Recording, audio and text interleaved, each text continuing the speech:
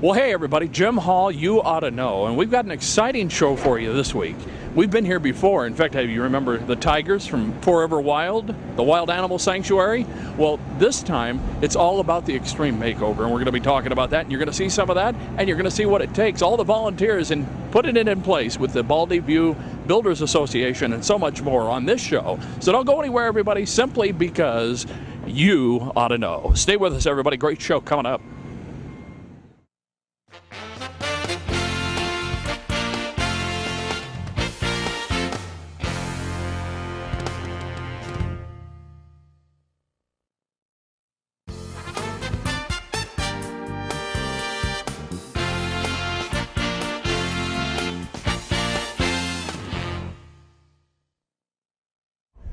Welcome back, everybody. Jim Hall, You Ought to Know, and we've been here before. You know the Wildlife Sanctuary in Phelan, California, the high desert area of Southern California, and we've met the Almquist family, Joel and Charmaine. Well, this time it's kind of another story. In fact, here's a guy that you'll probably recognize from Extreme Makeover Home Edition, and I mean, you're talking about Michael. Welcome to the show. First, thank you very much. Thank you. And the shows that you've done, out of some of the more non-typical shows, this has got to be one of them. When you're talking about a wildlife sanctuary, absolutely. It's not about just building a house this week. It's about building a home, building a sanctuary for the animals, and an educational center as well. So it's a huge undertaking. Well, it is, and you're talking about, you know, hundreds of volunteers. You're talking about families being impacted, and I mean, not just the ones that are going to enjoy what's happening here with the new home and so much more fulfilling to make the sanctuary come to life and make it so much easier for them. They were living without heat, air conditioning, and so much, you know, I mean, it was just awful. Well, these guys have never really cared too much about themselves. They just care about others, and those others are animals. And so this week our goal is to, you know, their life is about the animal sanctuary. Well, that right there will be the family sanctuary. It's a beautiful home. We've got 3,300 square feet. It's very contemporary inside. It also, as you can see, blends in with the environment really nicely. And we just want to reward this family for everything they've done for the animal community. And you know, it's kind of a thankless job.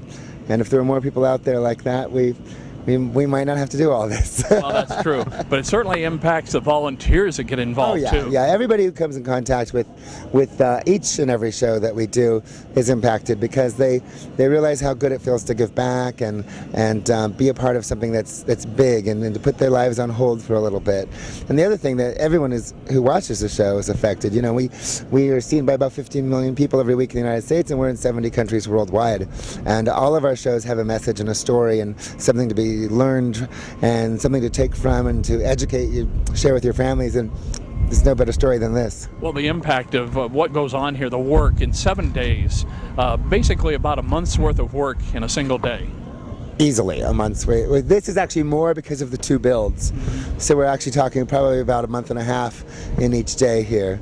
And so far so good. We've had great weather, but the rain's supposed to hit tomorrow, so we're a little nervous. You're talking about this sanctuary, you're talking about the home, and the whole thing is really just a big, huge package. Is this one of the unique makeovers that you've actually done?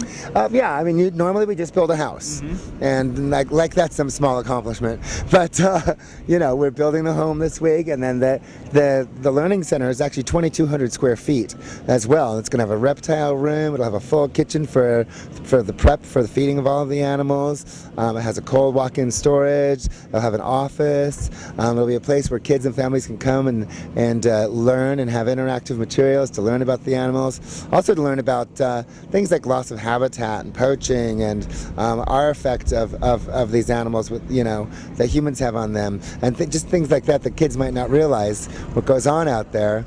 I found out some amazing things this week. For instance, there are more tigers in captivity than there actually are running around free on this earth, and to me that's crazy. That was simply amazing to me, and it made no sense to me, but once you think about it, and once you find out like what these people do, taking in these animals that have been used in circus shows and the like, it's amazing. Yeah, 80% of those animals that have been used in circus shows and magic shows are put to sleep. Once that animal doesn't bring anything in for that performer anymore, why feed this animal is apparently the crazy thought of mine, and they're put down. And thank God people like the Almquist family are around to take those animals in. These animals actually live a longer life than they would in a zoo or in the wild when they're in a sanctuary, because every need is met. Yeah, it certainly is. Now, talk about these productions. How many have you been on now so far? I think about 80. Yeah, I think we're 139 roughly. I've done about 80. I've done it from day one, and it's, you know, it's a job, but it's a blessing at the same time. Yeah, it's got to be one of those jobs that you just, I mean, it's got to be like being a doctor or a nurse or something where you give back. It's all about giving back, yeah. It certainly isn't easy, but it's incredibly rewarding. Now, what's next on your agenda? I know you have them slated out there. What's exciting? Well, I'll tell you where we're going next another time, because I can't tell you. Can't tell me that now. All right, but there are some more extreme makeovers. Oh yeah, this is the 20th episode of the 6th season. We have 5 more episodes left to five more episodes left to shoot for the 6th season, and so, you know, they'll be running for well, they're on forever, actually, but we have new episodes that'll run all the way up to the summer. What's it like moving that production crew, like when you all came out here? How many people are we talking about when you make this happen? Not the volunteers. We travel with like 80 people. That's not an overly large production crew, but that's a pretty good television size. It's very large, and you know, we're different than any other television show because we're not sets and props and things like that. This is all real time. There's the set. Yeah, yeah. But you got about 500-600 volunteers coming and going, and oh yeah, at all times. I mean, we usually utilize about between 3,000 and 4,000 volunteers on each build. Well, it's certainly happening here, and this being a unique build, has that number gone up in the volunteers on this one? Actually, it has not, because of our location out here in the high desert. The population is only like 60,000 people, so it's not as easy to get the volunteers. And you know, every episode it gets a little tougher because of the economic situation that's going on in this country right now. Sure. But you know, as soon as people come out here and they volunteer for 5 minutes, we got them, because it's a great feeling. Well, you've got them, and when you do the reveal, it's going to be exciting. Michael, thank you for talking with us. We appreciate it. Don't go anywhere, everybody. We're going to be back. In fact, the Tigers are going to be back. We're going to talk about that too, where they went, what's happening with them, and the Almquist family too. They've actually gone on a little vacation, but they're going to be back too. Costa Rica. Costa Rica is where they went. That's right. Stay with us, everybody, simply because you ought to know. Don't go anywhere.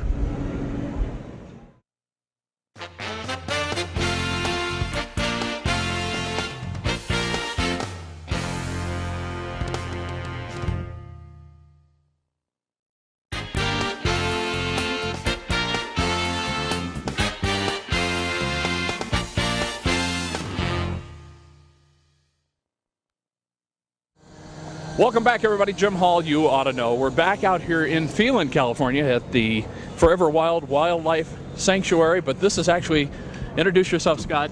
I'm Scott Cross with SC Homes. And this has turned into quite a place. Describe what you're building here. It has. We're actually building the learning center behind us. It's going to house a little over 40 reptiles or venomous snakes. We've got alligators in there, all kinds of fun stuff, and it's a place for people to learn about how these animals can be treated or should be treated. Now, SC Homes is one of the builders out here, correct? That is correct, yes. You're from where? Where's SC? We're from Orange County. Yep. So you're here in Southern California. You got involved in these. Have you been involved in this process before with Extreme Makeover? This is my first, and hopefully not my last. Yeah, it's exciting stuff. Now, what's going into this building? I mean, we've talked about things like, the accelerated rate, the way things happen. Talk about that. Yeah, the whole process happens in 106 hours, start to finish, demolition to completed project. We are about 6 hours ahead at this point, so we're looking pretty good.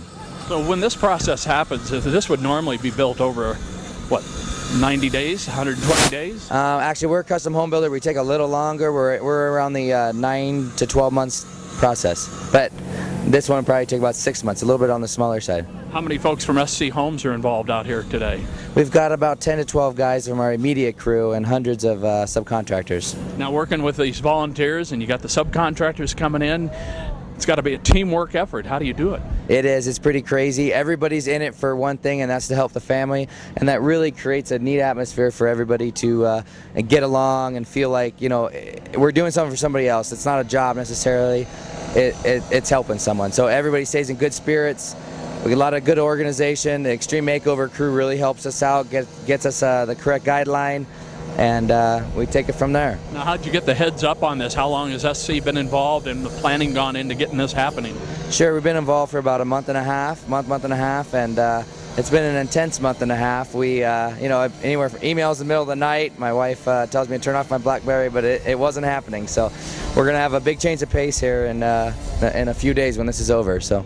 Is that going to be a little bit of a letdown when that pace stops? I was thinking about that earlier. I've been looking forward to it kind of being completed, but at this point, I'm looking forward to hopefully being able to do another one. So. How long have you been with SC? How'd you get involved in this industry? Sure. My father was a electrical contractor. Started working as a track home builder. Worked with him for a couple years. Started my own custom home building business. We've been going for about 7 years and going strong. Well, that's a good thing, because with this economy the way it is, people are still out there doing it, and there's still jobs happening. You got it. You're supplying those jobs. Yeah, we're trying, yeah. So, did you get a chance to meet the family or see what was happening here? I did. We actually were able to meet the family recently, and it was pretty spectacular. You never know what to expect. We didn't know the family beforehand, and so during the preparation, we really didn't get to feel the emotional aspect of the build. Just knew we were going to be doing it for a deserving family, but now that we actually met the family, it really hits the heart. Now, what's one of the toughest things you've had to overcome in this process, just in the few days that you've been underway? Sure, the toughest thing is basically trying to make sure all of our volunteers are happy. Everybody's doing this for free, and it's just tough to keep them happy with everybody running on top of each other. At times we have over 100 people on site, so it's tough to make sure everybody just stays out of everybody's way, and coordination's done well. Yeah, how has that coordination been done? Do you break them into teams? Are you doing them by job assignment? Yeah, we do have, on our team we've got about 4 project managers on day and 4 at night, and those people are separated for each trade and kind of watching a particular trade at the time. Well, as you can tell, I mean, this thing is lit up 24 hours a day. It's day and night. It just keeps going. It is. It's like a football field here at night, and it gets a little chilly, but now we got heaters running, and we'll be good. All right, Scott, I appreciate it. SC Homes involved out here. We're going to see you in other projects, right? I sure hope so. Thank you so much. We're out here at the Forever Wild Wildlife Sanctuary. The Almquist family is going to be the benefactors of this, and so is the High Desert and the entire education community. You're going to be able to come out here. The Learning Center is going to be out here. They're going to be out here taking care of these animals and doing what they do. And we're out here simply because, like with every show, you ought to know. Don't go away, everybody. We've got more yet to come.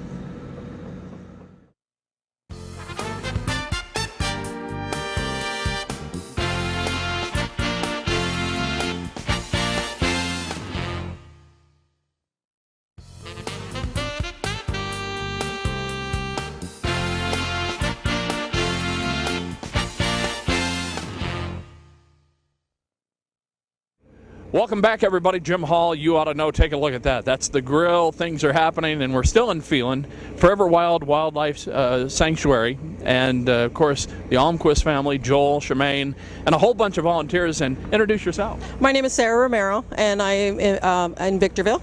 And I just came out to volunteer. I am the lead coordinator for the catering from 6 to 10. Yeah, now the catering is something we didn't even talk about. I mean, the makeover's going on. Right. Everything's being done over there. The Learning Center, the home's being redone, but all the volunteers and people have to eat. That's right, and we've had some great catering. I'd like to mention a few. Sure. La Casita was one of them that first came out when I was here. OG's Pizza. Today we have Fountain of the Living Waters and Hillside Community Church. But we've had everybody, Hot Dog on a Stick, Johnny Ribs, all our local High Desert churches, which I've never seen anybody come together as a community as we have with the Extreme Makeover. Yeah, simply amazing how many people are working in just like the catering into the scene. I would guess that we would have probably 30, 40 volunteers at a time. We probably feed about 200 to 300 a night. We have meals 24 hours a day. So they're fed breakfast, lunch, as well as dinner. Yeah, and the sun sets here and the grill's going over there and the food's going. You're going to feed a couple hundred more here pretty quick. That's correct, yes. And like I said, it's not just any fast food. It's great cooked meals. Coming from Did I see chicken on the grill over there, or what did I believe so, chicken and hamburgers this evening from 2 churches that have donated. Yeah, and I've seen the salads out there and the pizza, and in fact we got a call from Jacob at Valentini's Pizza saying, hey, this was happening, this would be a great thing for you guys to get out there and cover. So you got all these people you've talked about, and then there's churches, we've seen them involved out here. I mean, just fantastic. What's been one of your big obstacles on the catering end of it? Actually, we didn't have any problems as far as I know. In fact, we had overabundant on food. I mean, it's it's been wonderful. I can't tell you how much we've been thrilled with this success of this. Like one of those big giant family potlucks where everybody just keeps bringing, huh? That's right. We are not short on very many, and then what we do need, we just make a call and it happens. And just for instance, today the wind kicked up and we thought, okay, the rain's on its way. So I put a call into Bear Valley Rentals and they brought over 2 tents. Within literally 10 minutes it was done. Yeah, we've got the grills out here, we got the makeovers going, you got the tent back here, and you've even got dish. I saw a big screen TV in there with dish and music being piped, and people can catch up on the news. That's all the comforts of home. So come on out and volunteer, and it's been a great success, and I'm thrilled for the family who's on vacation right now in Costa Rica. Did you get to meet the family? Not yet. But you're going to when they do the reveal, of course, when all this is completed. How did you hear about this and get involved? Actually, I know Raylene Murphy with Murphy Construction, and that's how it got started, and before I knew it, I was hooked, and I've been here since Saturday. Well, all these volunteers, you mentioned how many volunteers in catering? Probably a good 30, 40. 30 or 40 in that, and all the hundreds in the construction end of it, and we've got spectators out here. In fact, why don't we go meet some of these volunteers out here and see what they have to say right here on location as this home gets done. Thank you so much. You're very welcome. Volunteers is what it's all about, and you can see the shot back there. There's the house, the learning center, everything getting ready to go, and volunteers here. First, introduce yourself. Carl Halterman, And Carl, you're from where? the Mall of Victor Valley. And you are? Linda Lehman, and I'm a teacher A teacher where? at Morgan Kincaid, 3rd grade. All right, so we've got teachers. You're out there at the mall, and you're out there working every day, aren't you? Yep, every day. What's it like doing this project, being out here as a volunteer? This has been interesting. Luckily, I was on vacation, so I'm going to stay out here all week and see what we can do for them. How many people have you estimated you've been out here working with, these volunteers? Oh, we've signed in probably 300 or 400 people in the last 4 days. Well, that's really what it's about, getting the people out here. How about you? What's it like? I mean, being a teacher, this has got to be right up your alley. Actually, my 3rd graders, I teach them to do service, and they do a world project, a community project, and a school project. And so when this came about, I volunteered, and I explained to my students that I'm volunteering on their behalf. Are you doing any pictures or videotape to take back and show the kids what you're doing? Pictures, and yesterday they all got hats. They did? Yes. Have the kids, or they don't come out to the site, though? No, the kids aren't coming on site, but they made pictures for the site. All right, well, hopefully they'll get to see this show, see you out here, and see all this work going on back here. Tell me one of the toughest things about this week so far, about this project. I guess the toughest thing for us is that, volunteers want to come out and help, but sometimes it's a hurry up and wait type situation because the contractors are calling them a little bit at a time. But we have a lot of volunteers, and sometimes they have to wait for projects, and it gets kind of frustrating for them, I think. Well, consideration has to be safety, though, when you get volunteers in here like that, right? Oh, exactly. So we're watching that, but they've been really good about doing what they're supposed to do, and any job we ask them to do, they're willing to do. And what type of jobs do you say, we need 5 of you to go do this? Well, every once in a while they ask them to paint, and that's a code word for picking up trash. Paint. We need some painters. How many volunteers do we have? Oh, wait a minute. Is that what it is? Some of that. They've been filling ditches in once the contractors dig the ditches and put the pipes in. They've been holding drywall for people, and they've been carrying lumber and everything else for the contractors.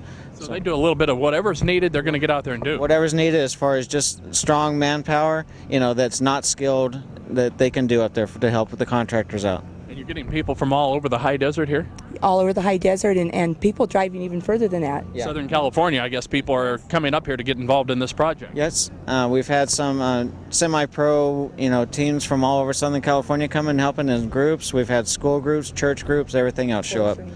Is Forest Rangers, you mentioned, yes. One of the big things. They've got the tigers that are going to be here. They've got the exotic animals that they've rescued, and we've been out here and seen that before as part of the wildlife sanctuary and Forever Wild. But it's when you talk about people volunteering, getting involved, this is certainly going to bring an awareness to this location, isn't it? Oh, you bet. We're already planning a field trip. Field trip for your folks. What about you guys? I just think it's great that they're building a learning center so that groups like her school group can come out and see stuff like this. She beat me to it. I was going to say, is the road here going to be improved so we get the school buses down here? There's going to be a lot of people wanting to come. Either that or we're going to hike in. Hike in, there you go. It's not that far where we're at. We're actually in Phelan is where we are here in the high desert, and people get an opportunity to learn. In fact, there is a website, foreverwild.org, and you can find out more about the facility and the location. Did you get get a chance to know the family before at all? No, I haven't, but I feel like I know them a little bit now. Yeah, you get a little sense of it. How about you? No, I had heard of their place, but we had not been out here before. Well, it's certainly, we can speak firsthand, having done the show here before with the tigers and been out here with the snakes and the exotic animals, venomous and non-venomous. We've been out here when she had an alligator in her hand, and certainly they've devoted themselves to that, and it's simply wonderful what's going on here, isn't it? Oh, I think it's amazing, and I had never heard of this before, so I'm just excited. I'm excited to see it when it's finished. It's going to be a good thing.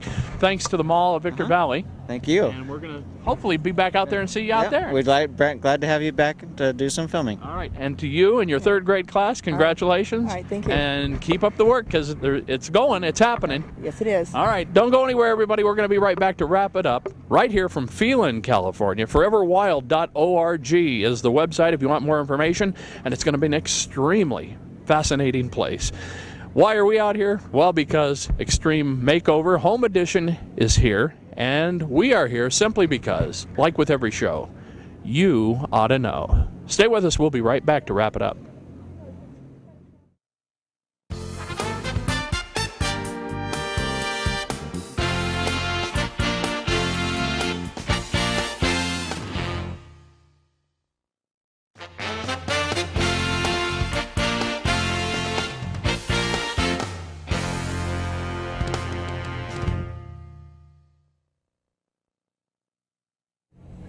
Well, hey everybody, thanks for joining us on this show. It's been extremely fun on this Extreme Home Makeover Edition, covering this out here and getting all this done right here as this home gets done. And this is what it's all about, a family, volunteers, the community coming together at the Forever Wild Sanctuary. Congratulations to Joel and Charmaine Almquist and all the tigers, the animals that are going to be housed here, and the community for coming together to make this happen. It's an exciting event out here. Watching all this come together, the reveal is even going to be bigger as they all get together. Ty Pennington, Michael, everybody on the show from ABC, the Extreme Makeover Home Edition, and they reveal this beautiful home once it's completed. We're happy to be a part of it as the show's being done, simply because, like with every show, you ought to know. See you next time, everybody. Have fun.